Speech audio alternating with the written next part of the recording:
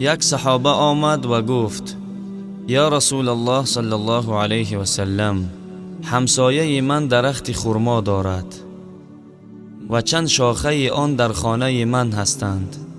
وقتی که در آنها میوه میپزد، پس از پختن در خانه من میافتند.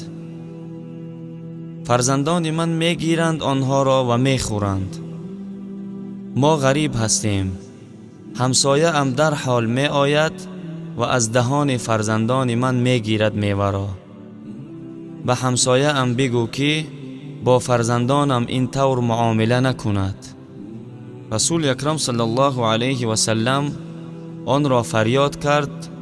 او منافق بود و او گفت: با همراه من یک سودا میکنی؟ او گفت: چی سودا؟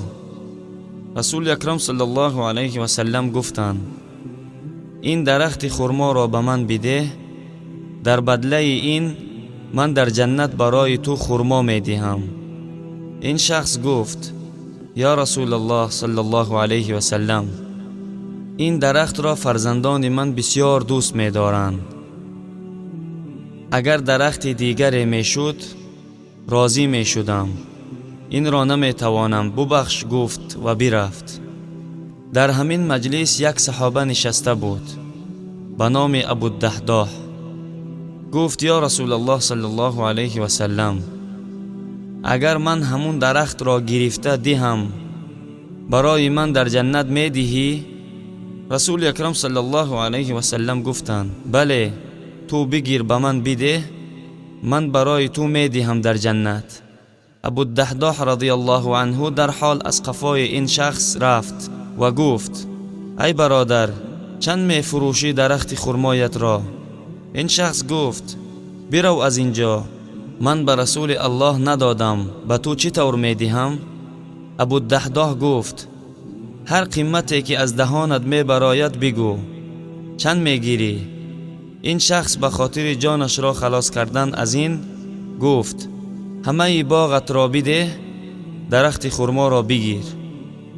در باغ 700 تا درخت خرما است.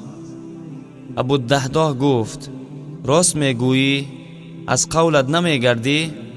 این شخص گفت: چی من دیوانه هستم از قولم میگردم؟ من صاحب باغی 700 تا درخت خرما میشوم. ابوالدحداح گفت: تمام، درخت از من، باغ از تو. از خوشحالی دوان دوان به نزد رسول اکرم صلی الله علیه و سلم حاضر شد. گفت: یا رسول الله صلی الله علیه و سلم، من درخت خرما را سودا کردم با اون شخص. رسول اکرم صلی الله علیه و سلم گفتند: چه طور سودا کردی؟ گفت: همه باغم را دادم، درخت خرما را گرفتم. رسول اکرم صلی الله علیه و سلم گفتند: این طور باشد، سودای من هم با تو دیگر شد.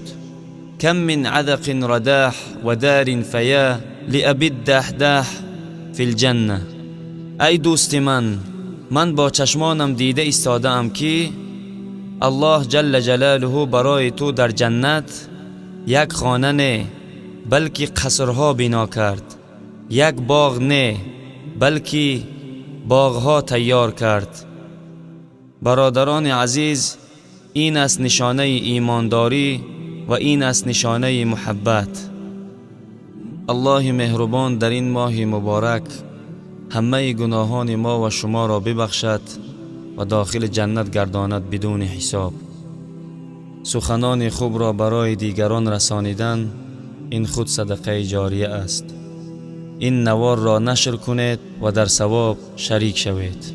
و السلام علیکم و رحمت الله و برکاته.